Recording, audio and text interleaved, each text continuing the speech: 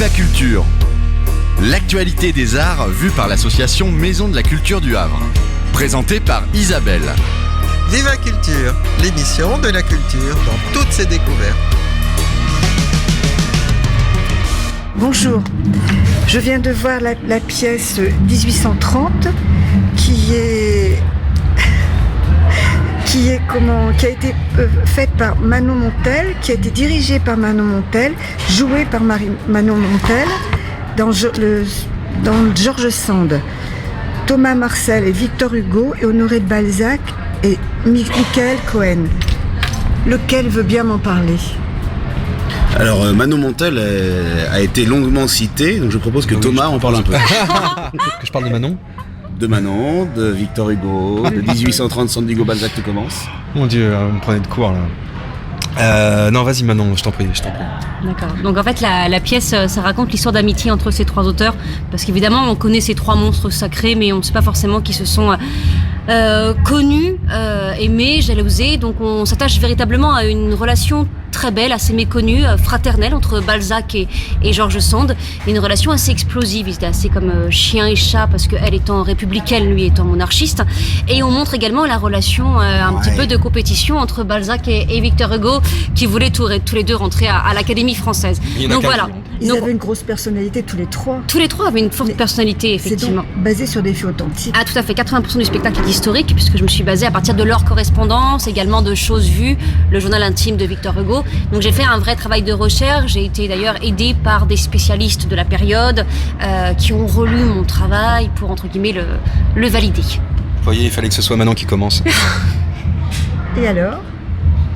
Et alors, je pense qu'on montre de ces auteurs le côté terriblement humain qu'ils avaient, parce que c'est vrai qu'on les imagine peut-être un petit peu comme des statues, des choses peut-être grecs, voilà. Ouais. Non, mais c'est vrai que de la société, alors qu'en fait ils en faisaient partie. Oui, puis en plus les œuvres peuvent paraître un petit peu difficiles comme ça d'accès.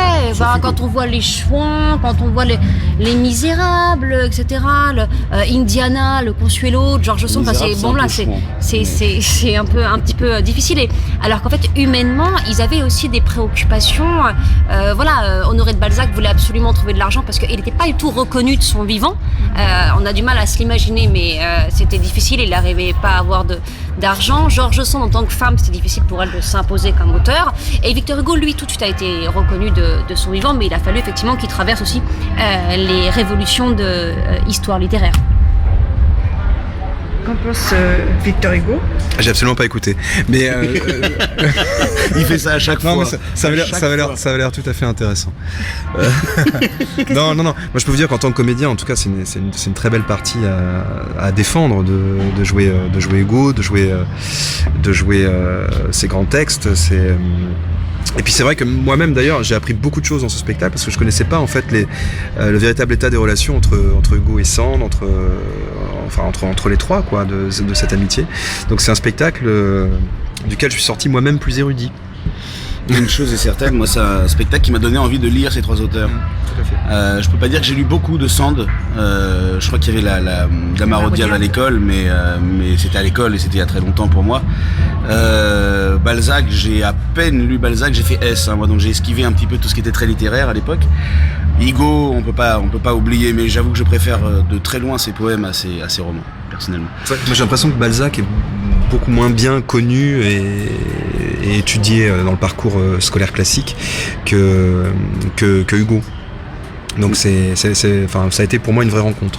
Mais en sortant de cette pièce, la première fois que je l'ai vue, j'ai foncé chez mes parents pour regarder leur bibliothèque, parce qu'ils ont beaucoup plus de livres que moi, et j'ai sorti quelques livres de Balzac. J'avoue que Sand, c'est surtout les correspondances qui sont vraiment à lire. George Sand, oui, c'est vrai que moi j'avoue les romans sont assez difficiles d'accès, alors que ses correspondances sont passionnantes. Elle a écrit évidemment avec Balzac, avec Victor Hugo, mais elle a eu aussi une très grande correspondance avec Delacroix, avec Barbès, sur des sujets vraiment très divers et variés. Ça pouvait être des choses tout à fait littéraires, comme ça peut être évidemment beaucoup de politique. Elle a écrit aussi beaucoup dans les journaux.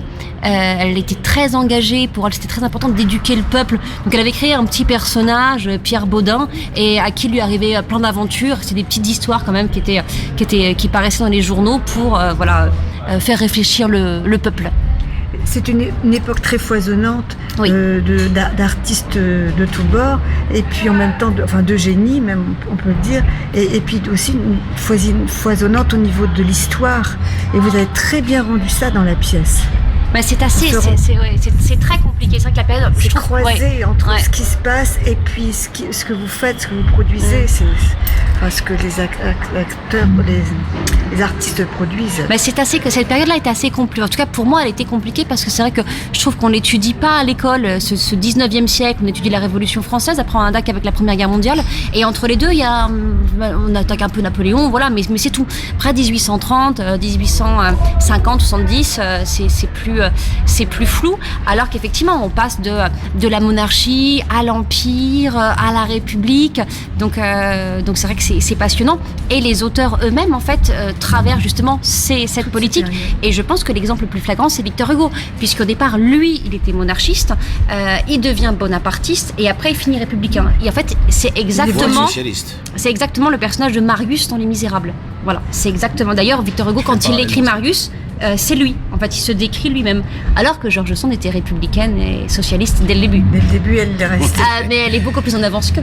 Oui, c'est vrai. Écoute, ou alors elle est en retard, le socialisme, la République, tout ça. Le peuple a besoin d'un roi. Voilà, Balzac est très monarchiste. Voilà, mais parce qu'il trouve que l'ordre, c'est important. Les choses doivent être établies, le mariage, voilà. Et si on change ayant trop... du mal à se contenir, il a besoin d'un cadre. Mais oui, il a du mal à se contenir. En même temps, il a eu une vie, voilà, il a été très amoureux de sa comtesse Hanska pendant 15 ans et il n'en a pas... Il n'a pas une vie si dissolue que ça. Non, il est vraiment resté par rapport à elle, quoi. Ce qu'il y a de fou, c'est que s'il n'avait pas été, si Hanska, n'avait pas été en Russie tout ce temps, et si elle n'avait pas attendu aussi longtemps avant de le faire venir et avant de se marier avec lui, il n'aurait pas pu écrire tout ce qu'il a écrit. Il n'aurait pas eu le temps, tout simplement. Pourquoi ? Parce qu'il passait son temps à écrire à Paris, mais s'il était à la place en Russie avec Hanska, il n'aurait pas écrit autant. Ah oui, quand même, il aurait trouvé un autre moyen pour écrire. Ouais, mais moins, je pense. Ça n'aurait pas été la même œuvre. Il aurait eu moins besoin d'écrire. Il aurait eu moins besoin d'écrire autant. Je pense pas, parce que c'est quelqu'un c'était ça. On voit bien comment est-ce qu'il était avec ses personnages. Avant de mourir, il appelle quand même le docteur Bianchon, le personnage de la comédie humaine. Donc ces personnages, c'est sa vie.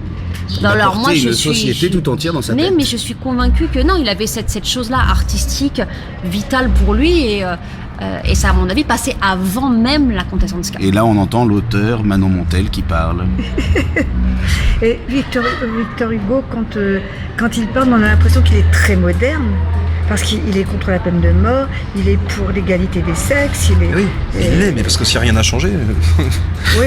C'est ça qui fait la modernité du discours de Hugo. Alors effectivement, il était peut-être un petit peu en avance sur son époque, mais je dirais que c'est l'humanité autour qui a très peu changé depuis le 19e siècle, en fait. Les hommes sont restés les mêmes. Oui, donc les problèmes sont restés les mêmes. Et une actualité brûlante. Oui, tout à fait. Dans quelle époque on est Mais on pense souvent, oui, que ce texte n'est pas d'Hugo, en fait, qu'il a été modifié, qu'il a été modernisé. En fait, pas du tout. C'est le texte original. Et les textes que vous avez choisis, moi, je m'en souviens, on les a appris à l'école.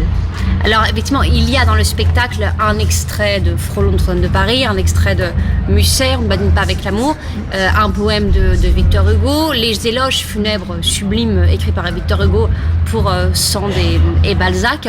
Et sinon, effectivement, ce sont des extraits de correspondance ou d'autres choses que j'ai écrites, voilà, mais en lien toujours de manière cohérente avec eux. Mais écoutez, moi j'ai trouvé ça extrêmement beau et puis très riche et puis enthousiasmant, plein d'énergie. Merci beaucoup. Merci. Merci à vous d'avoir pris du temps pour moi. Mais avec grand plaisir. Pour je souhaite une bonne continuation et que votre pessimisme soit complètement gâché par l'optimisme de monsieur. Tout à fait. C'est souhaitable, effectivement. Bonne soirée. Merci.